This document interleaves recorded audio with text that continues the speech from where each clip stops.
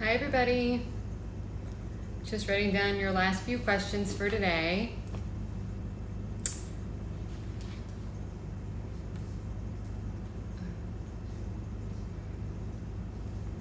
Hey Liz. Hey Natasha, good to see you. Just writing down the last few questions I got. Hey Elisa, oh, I'm so happy you guys are all here. I got some hair questions actually, so Elisa, I'm glad you're here.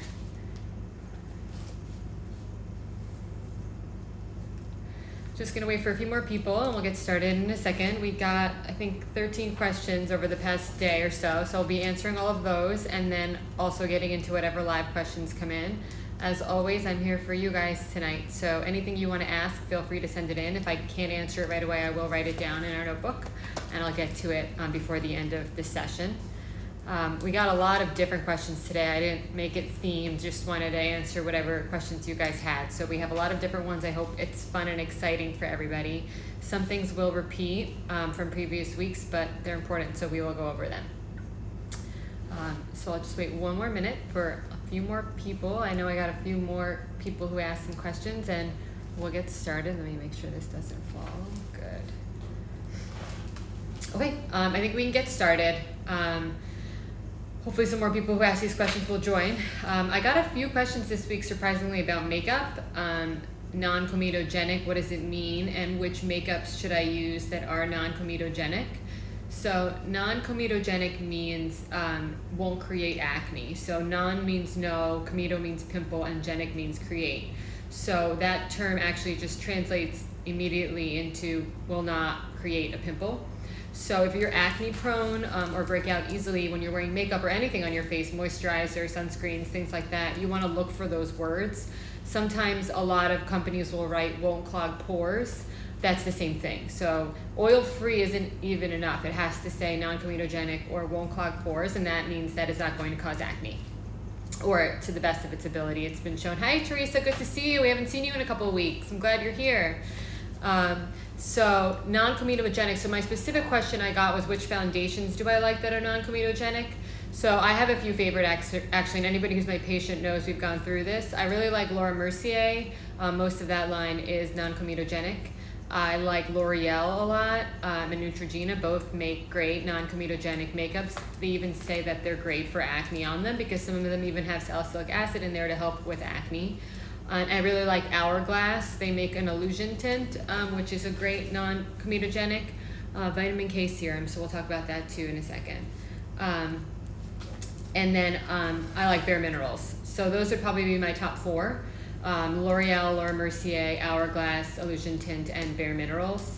I would avoid MAC makeup on the face. Eye color, lips, totally fine, but a lot of that foundation tends to be heavier and break people out. So if you're acne prone, you definitely want to stick with non-comedogenic. If you don't get acne and you're somebody who doesn't really break out ever, you can use whatever foundation you like. Those are just my favorites to answer the non-comedogenic question. So Katie, I think that was your question. So if I didn't, or Brooke, if I didn't answer it, just go ahead and let me know and I can give a list of more examples, but those would be my favorites.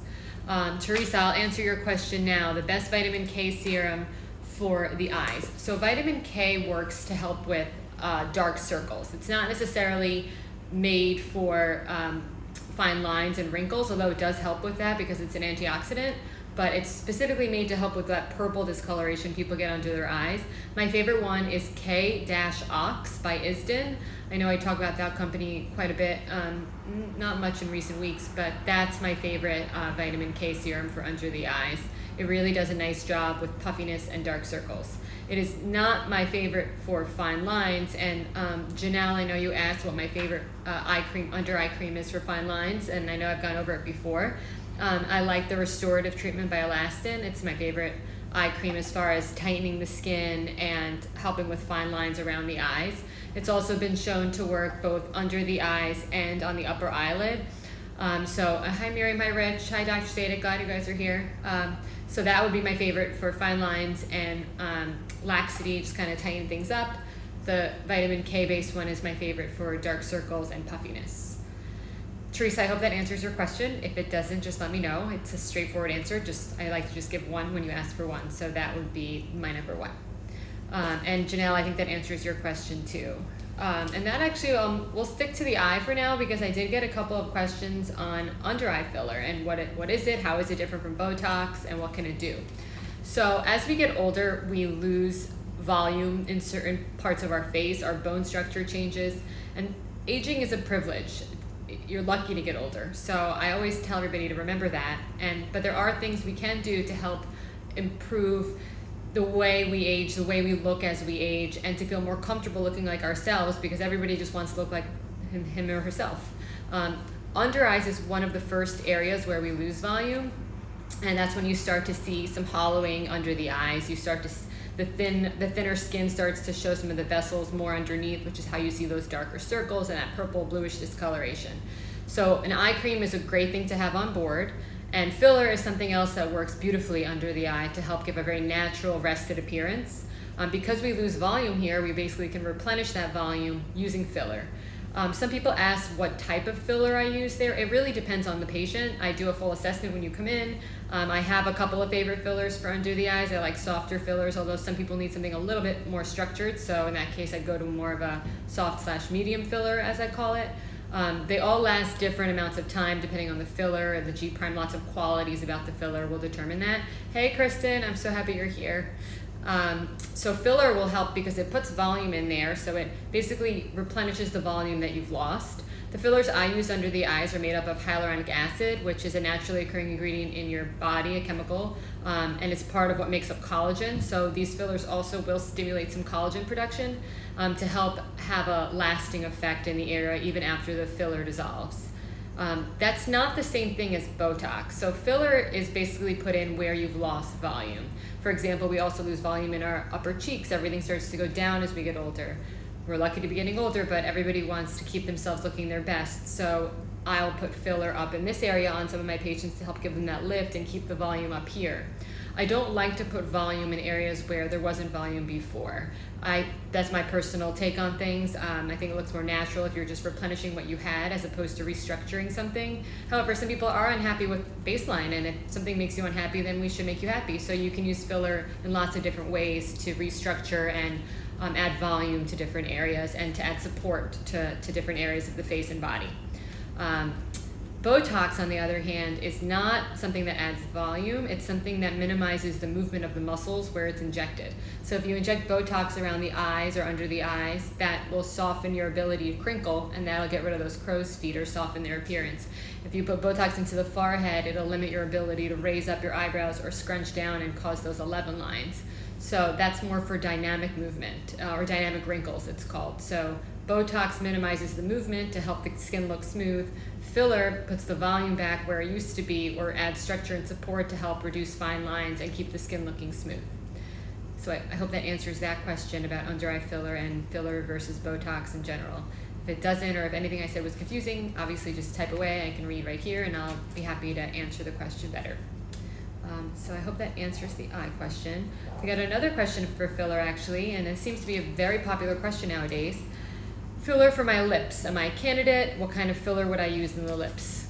Would you recommend Botox as preventative for wrinkles or lasers? I'll get to that, Katie. That's a great question. Let me just answer the lip filler question.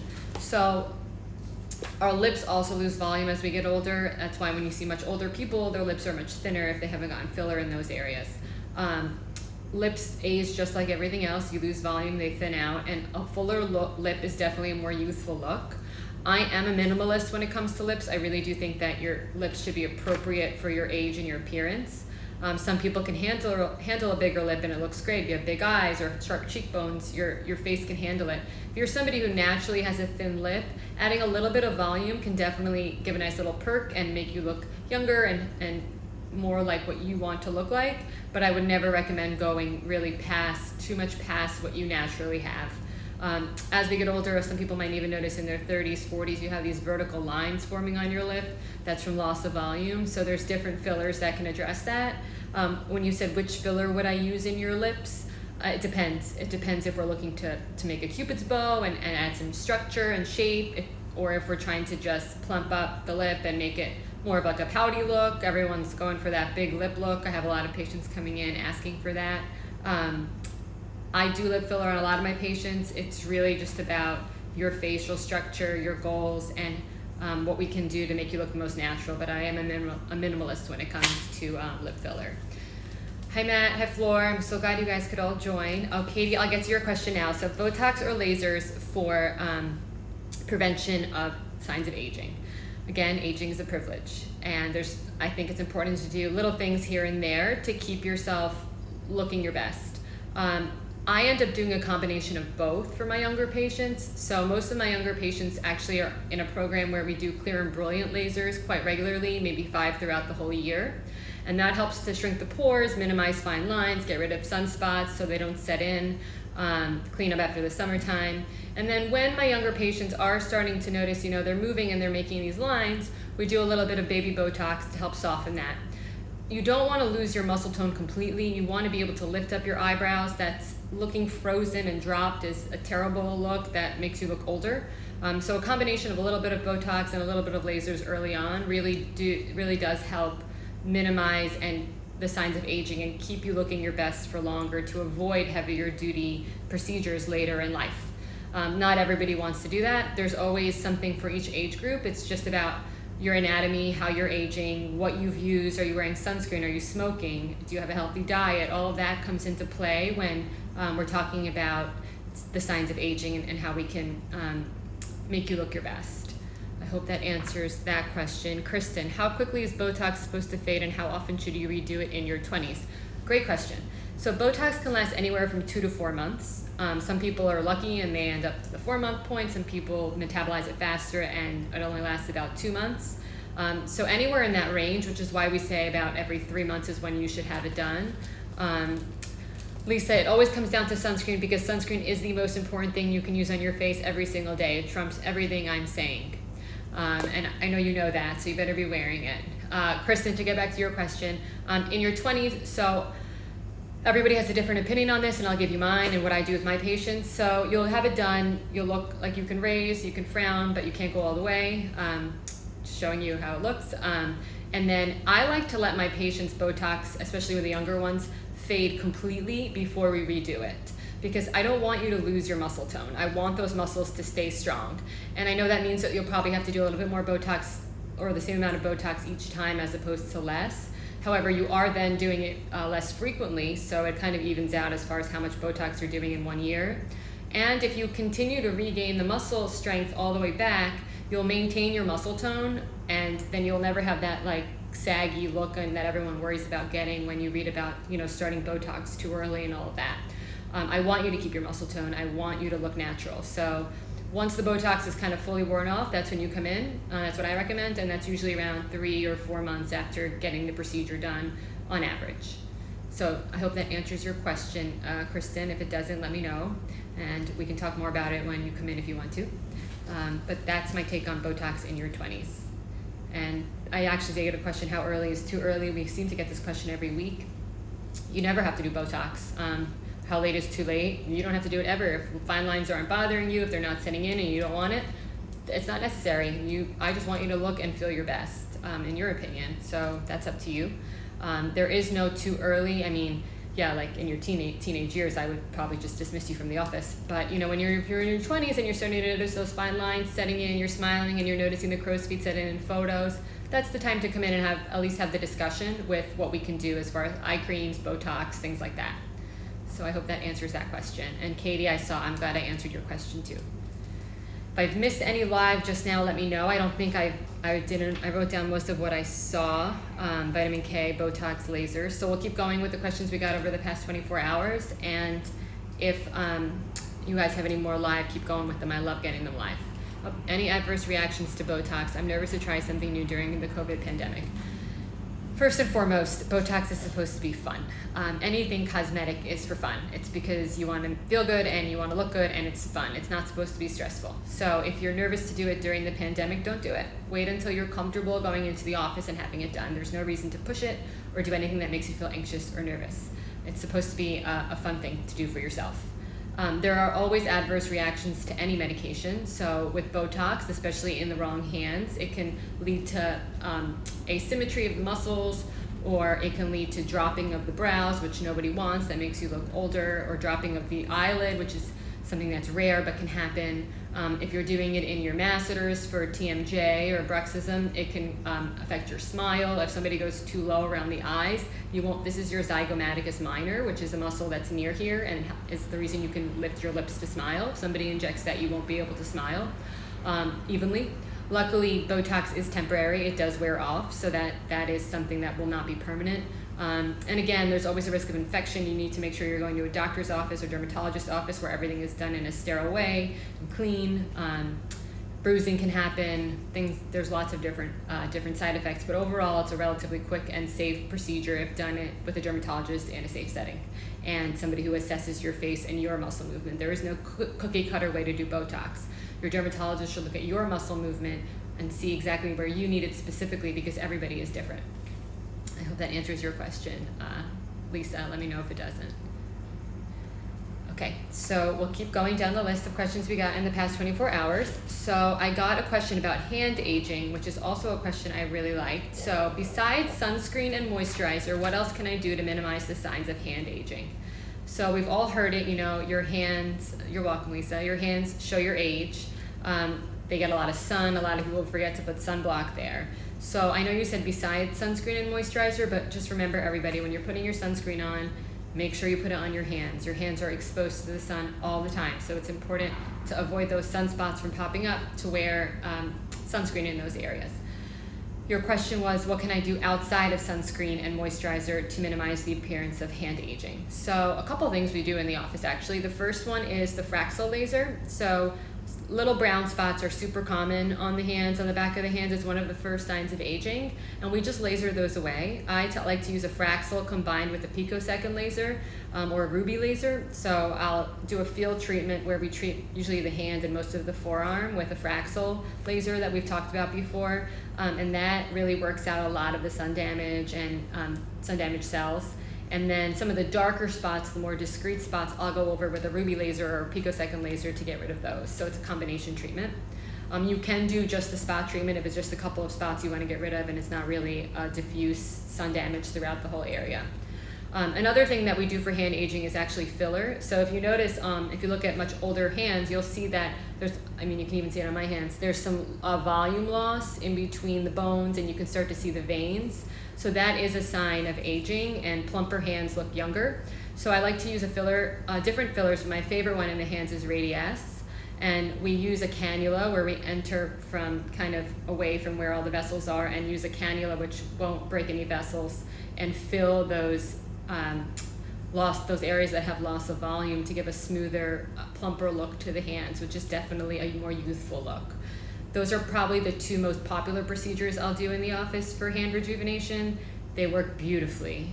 The Radiesse lasts a very, very long time. The Fraxel really does a great job working out the pigment, as does the picosecond or ruby laser. So those are the things you can do to help with the signs of hand aging. But that doesn't mean it replaces your moisturizer or your sunscreen. Hyaluronic-based moisturizer and sunscreen every day will make a big difference as well.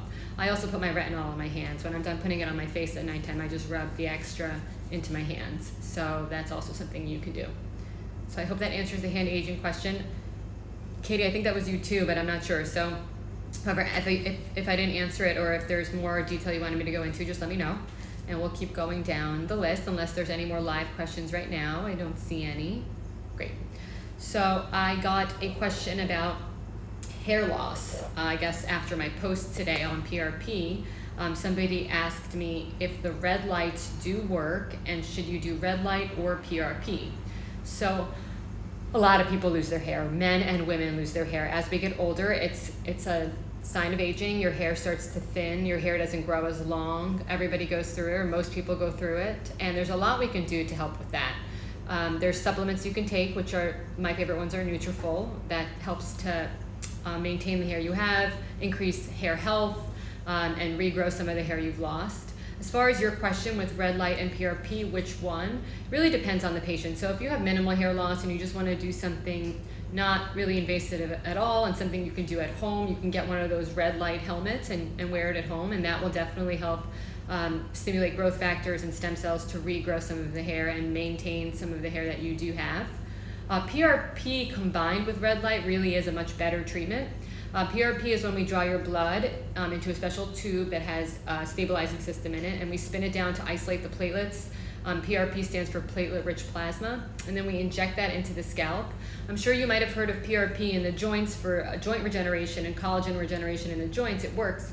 Kind of has the same thing, same idea for the scalp, for the follicle. It helps to stimulate growth factors and stem cells and regrow hair on your scalp. So it basically it sits in the scalp and feeds the follicle and helps to stimulate hair growth and also hold on to the hair that you do have.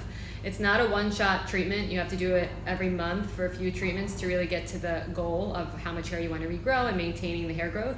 And then we do recommend maintenance treatments every 6 months to a year, even after you complete a series of treatments to hold on to the hair. It can be used for other types of hair loss too, telogen effluvium after a stressful event, or if you lost a lot of hair after being very sick or something like that. PRP does help grow back the hair. I love it. We do a lot of it in the office, and it's a great treatment for somebody who's starting to lose their hair, has thinning hair, and definitely doesn't want to lose any more. We combine it with red light in the office, so you'll do both. In fact, while we're spinning your blood, we'll put you under the red light so you get a dose of that. But I do recommend doing both together because they help each other both work better. I hope that answers the PRP question and red light question. And red lights at home, you can definitely get a bunch of different ones. I like the Iris Store if you're going to do it at home. It's a good one. It's easy to use and it works. And in the office is obviously a great way to do it as well if you can come in regularly. If that doesn't answer the hair question, let me know. We'll keep going down the list. I don't see any live questions that I've missed. Again, just feel free to send them in. And if I missed it, just send it again because as of right now, I'm considering that I've answered all of them. I got a question about hormonal acne. So I have ways to combat hormonal acne while trying to conceive. So that's a good question and actually not the easiest question to answer. When you're trying to conceive, I treat you as if you are pregnant. There's no reason to risk it, and most of the time, or at least 2 weeks out of the month, you're not really sure if you're pregnant or not, so there's really no point in taking a risk of putting you on something that could be dangerous for a growing fetus.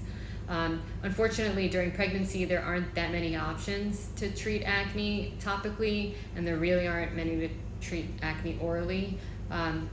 I typically have my patients who are trying to conceive or who are pregnant dealing with acne on Finacea, clindamycin, and a glycolic wash or a lactic acid wash.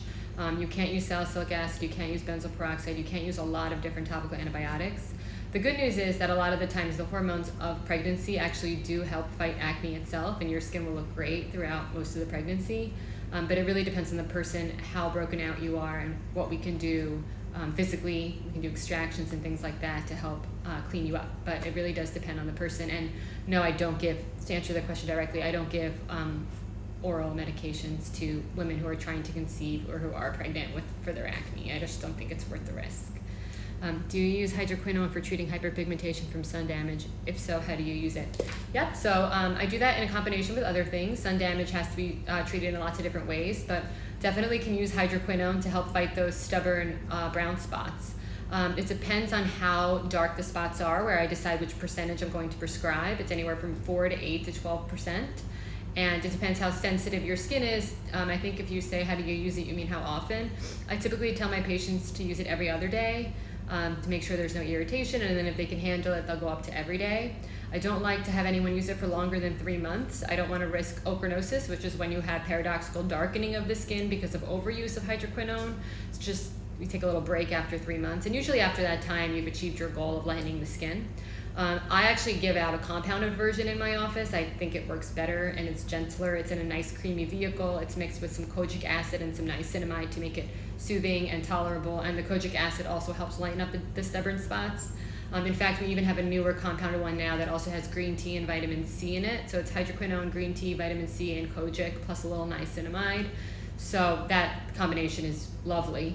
It'll help even out skin tone, fight those brown spots. The niacinamide will be soothing for any irritation from the creams, and it works. So yes, I do use it, and that's how I usually recommend my patients use it.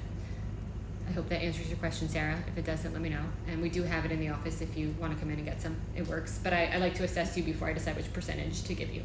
There's also over-the-counter hydroquinone. It's called Ambi. You can get it at CVS, Walgreens, Rite Aid. That's 2%.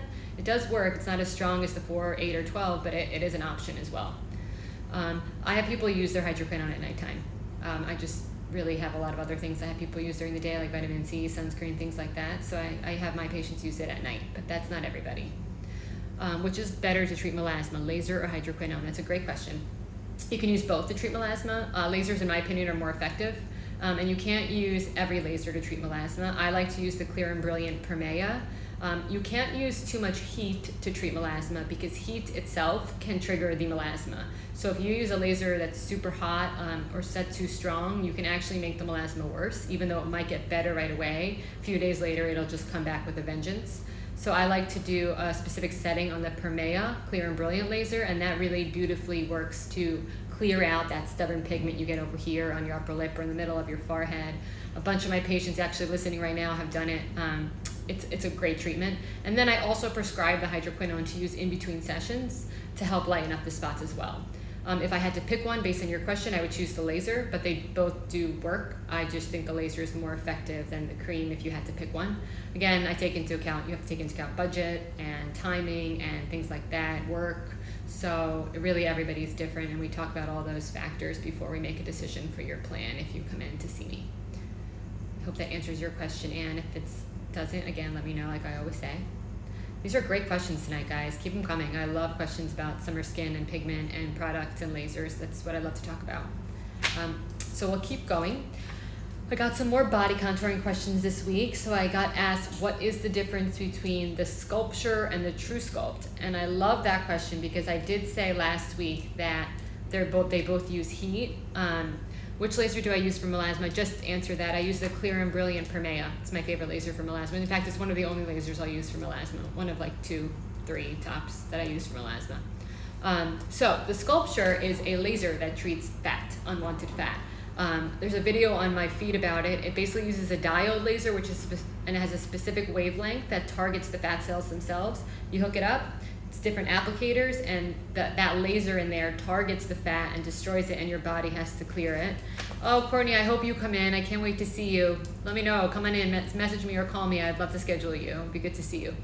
That's how the Sculpture works. And basically over the following 3 months-ish, or 6 to 12 weeks, your body will clear out those destroyed fat cells to give a smoother, more contoured look. The True Sculpt, which is why I love this question, also uses heat, but it doesn't use the laser. It uses radio frequency, which is another form of energy, and that heats up the fat cells to destroy them. Same thing, your body will clear them out of the area that's treated, or to shrink them, I should say, or cause apoptosis as well, so a mixture of both.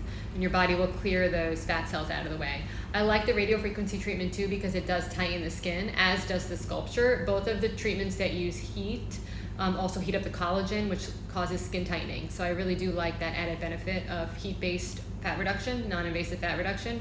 And they both work, so it really, we have them at our offices.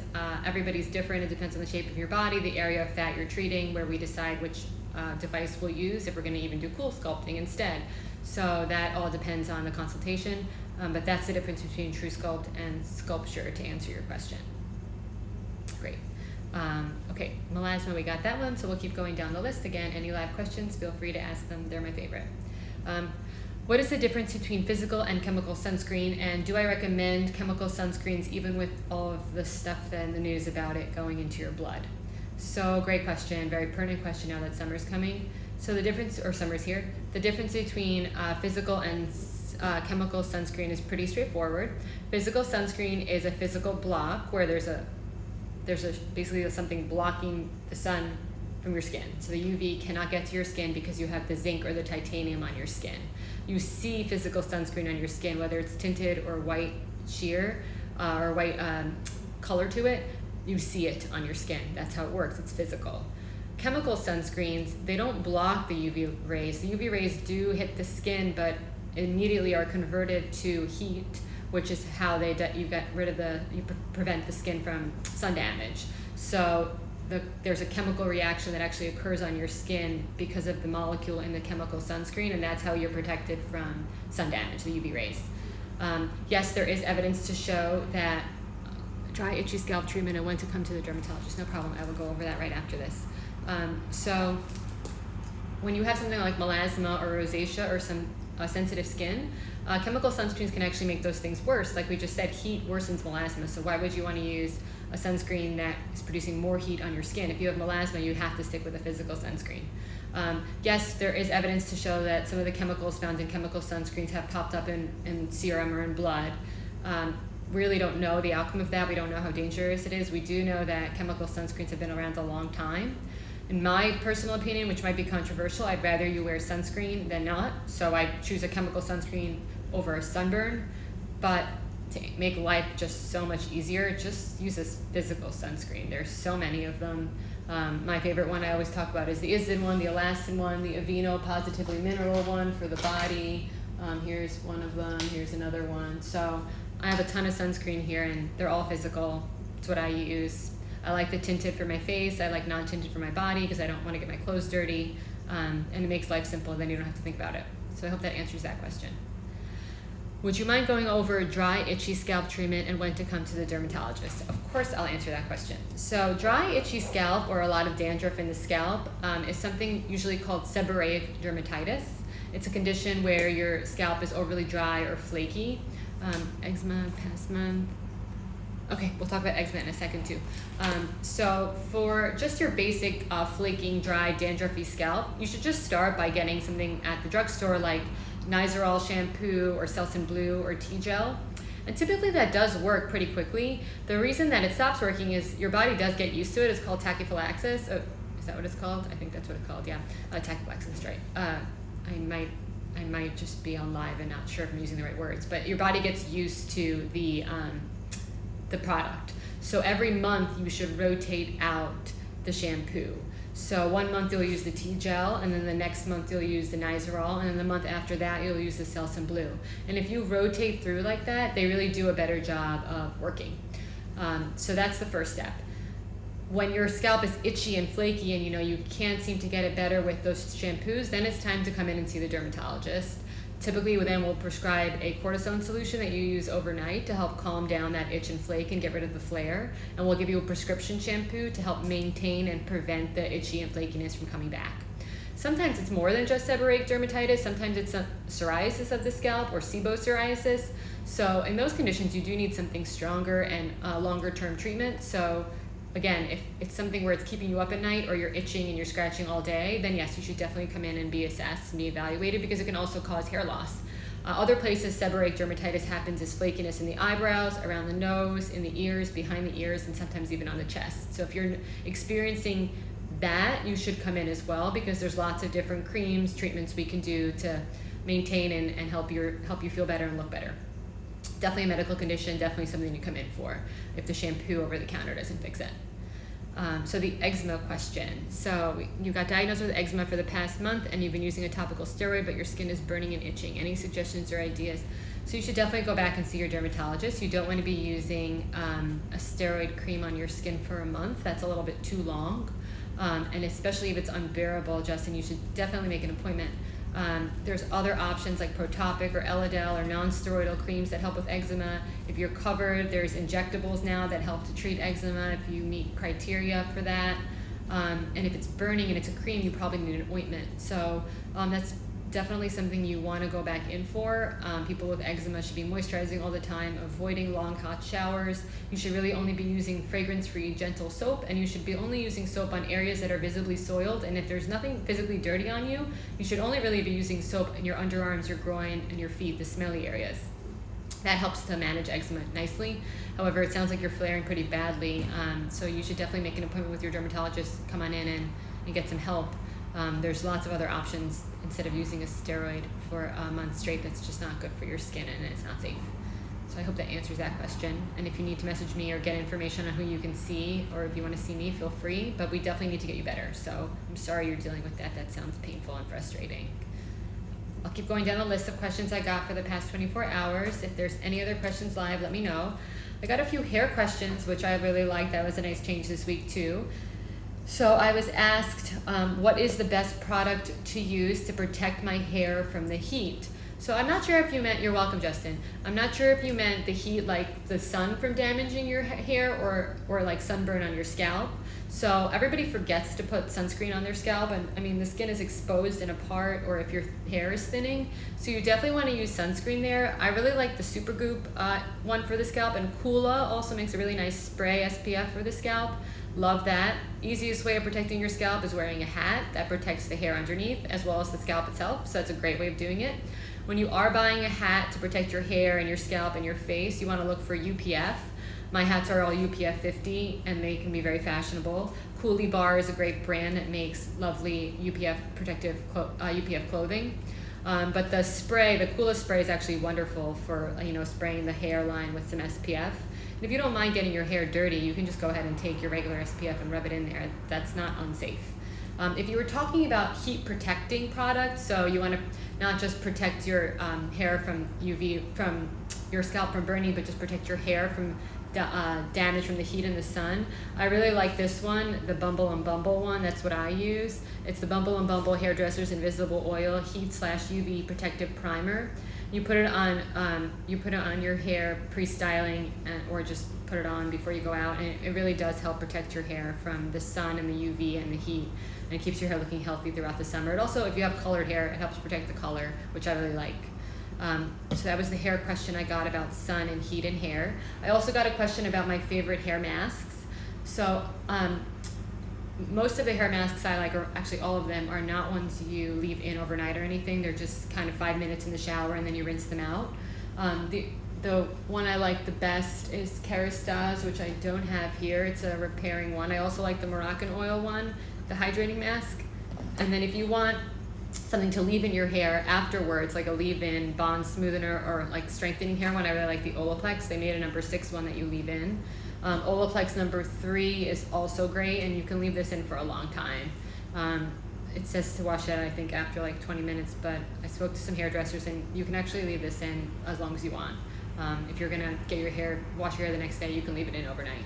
So this helps to repair hair as well, but this is more for repairing damage. If you're looking for just a hair mask for hydration and just a shinier look, I like the Moroccan oil or the Kerastase. And again, for the heat protection, I like the Bumble and Bumble product. So those are all my hair questions. I hope I answered that. They were mostly product questions. If any of them, I saw a couple of hair people on here before. If you're still here, you can let everybody know if you agree or disagree with me, but that would be my opinion. And the best thing you can do to your hair is just leave it alone. You don't have to wash it every day. You should only wash your hair really every other day at most. And if you can go a little longer than that, that's even better. Your natural oils are very good for your hair. Just keep your hair out of your face so you don't get that oil on your skin and break out. But really the best thing you can do with your hair is just leave it alone. Keep it natural if you can. Use very gentle products and protect it from the sun. And don't forget to put sunscreen on your scalp. So that answers the hair question. We got the vitamin K question answered. We answered the Botox versus lasers, eczema. So there's only one question actually left from the past 24 hours that I haven't answered. So I'll answer that, and then if you guys have any live questions, now's the time to throw them at me. I got a question. Is it safe to do a Fraxel treatment before summertime? I seem to be getting this question a lot. I got it all day today in the office. So if you want one answer, it's probably no. I know that everybody's been cooped up all winter and hasn't been able to come in for the lasers, and everybody wants to do it. So we are being a little bit more lenient now. You don't want to do a Fraxel treatment and then go straight out into the sun. So yes, you can definitely do a Fraxel treatment. We can definitely do a strong treatment where we get rid of the sun damage, and we can do both wavelengths, the dual, where we get rid of scarring and wrinkles and tighten the skin. However, you absolutely will not go in the sun after that. You will be wearing sunscreen every single day and a hat, zinc-based sunscreen. Your skin should look white with the sunscreen on it, or tinted if it's a tinted sunscreen. And you really don't want to go in the sun because you're making brand new skin. You can even think of it as, would you take a brand new baby and put that baby in the sun? No, you wouldn't do that. You wouldn't want to ruin that beautiful, perfect baby sensitive skin. So you have to think about you're welcome, Mina. I'm glad I can answer your question. You want to think about, hey Rich, glad you're here. You want to think about that's how your skin is after a treatment. You're quite literally making brand new collagen, and we've destroyed older collagen and older skin and sun damaged skin, and your body is filling that in with this beautiful new skin. So why would you want to go out in the sun after that? You don't. So if you can tell me, you're going to be inside, you're going to wear a hat whenever you go out, you're going to have sunscreen on, you're going to avoid going out for a couple of weeks, then absolutely you can do that laser. And we trust each other and we do it. But if you're just going to go right out in the sun, not only is it unsafe because of hyperpigmentation, but it's also a total waste of money. And your investment is just thrown out because you've just ruined the treatment or the sun has just kind of undone or damaged some of that new skin. So that's how I like to explain it, and we make a plan and we figure it out. A lot of people can only do laser treatments in the summer because they're off from work, or right now because we all have more flexible schedules. So I understand that, and we kind of take all that into account and we figure out what works best for you. Weddings coming up, you want to do the laser before, of course we're going to do it. And we set up a series, so we really do figure it out. But if you have the option of doing it in the fall, then go that way. That would be my answer. That's the last question I got over the past 24, but I see I'm getting a few here. Oh, Teresa, great. I'm glad you like the Litera. It's wonderful, isn't it? Here it is. Use it every day. Love it. One of my favorite products. Can you do laser hair removal while breastfeeding? That's a great question. Yeah, you can. I like to say you can definitely remove hair that was there before, or hair that seems to kind of be the same. A lot of hair growth is stimulated by hormones. So sometimes people actually have more hair growth while they're breastfeeding, and then when they're done breastfeeding, that can actually go back down to what it was before. In which case, yeah, you can definitely remove it, but maybe not really worth buying a hair removal package and doing that. But yes, if it's hair that was there before and you just want to remove it while you're breastfeeding, absolutely, totally safe. I wouldn't use numbing cream necessarily, depending on where the hair removal is, but it is safe. I just wouldn't do it during pregnancy, but during breastfeeding, absolutely, you can do laser hair removal. Great question, Poonam. Is there a difference in hair dryer brands? Oh, great question. So there is a difference in hair dryer brands or blow dryers. There's different types of heat that different blow dryers use. Some of them have different tips on them that help protect your hair more from the heat. So you never really want to take, the Dyson is now popular. How much heat shall I use to dry my hair? Everybody's hair is different. So if you have fine hair, you definitely want to use less heat, because heat at the end of the day is damaging to hair no matter what type of heat it is. So if you have fine hair and you can get away with air drying or just putting some product and letting it dry, you want to do that. If you have fine hair and you want to blow dry it, you really don't want to be blow drying for more than 10 or 15 minutes. Kind of blow dry to 80% and leave it. You always want to put a piece on the end of the blow dryer so that the blow dryer itself never directly touches the hair. So a lot of different blow dryers come with the little straight piece, I don't really know the name of it, or the diffuser if you have curly hair. You definitely want to put one of those on the end to avoid burning your hair. And then if you smell hair burning, stop. You don't want to burn your hair.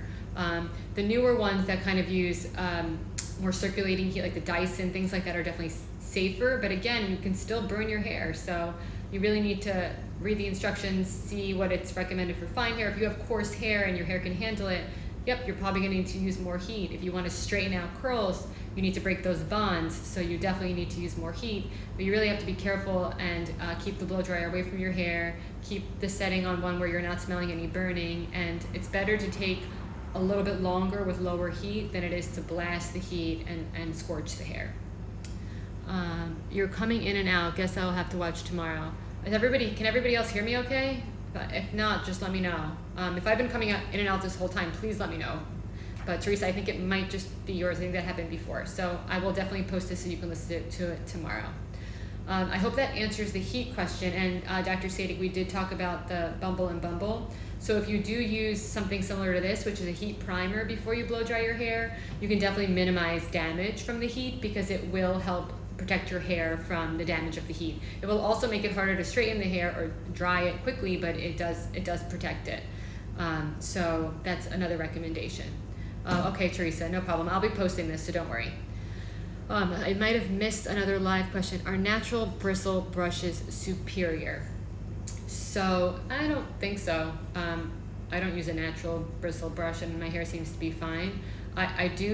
One thing I will say is, when you are brushing your hair, you don't want to be pulling so hard. So if you're brushing it and you hit a knot, you want to hold up top and try to brush that out gently, as opposed to pulling from the root, because any tension or traction on the hair can cause hair loss with repeated motion. A lot of people have lots of different brushes. Some of them can actually frizz up your hair more if they're a little bit thicker. Combs will probably smoothen things out a little more. But I just kind of brush my hair with, I don't even actually know, it's from my Rite Aid or CVS, my brush, and it works. I just make sure not to damage my hair when I'm brushing it. But I'm assuming the more natural, the better. It just the take on it is just don't pull or, kind of really tug at your hair. You want to treat your hair like a beautiful silk scarf. You want to be gentle with it. You want to take it easy. You don't want to wash it every day. You want to wash it every other day. You don't want to let it dry out. You want your natural oils to come through if you can, and you want to keep it out of your face, especially on the days when you haven't washed it, just to make sure that you don't get any oils or anything on your cheeks to cause breakouts. Hope that answers that question. Maybe not the best answer, but in my opinion, it's just about how you use the brush. That's the hair question. I think I answered all of the questions from the past 24 hours of what do I think about hair oils.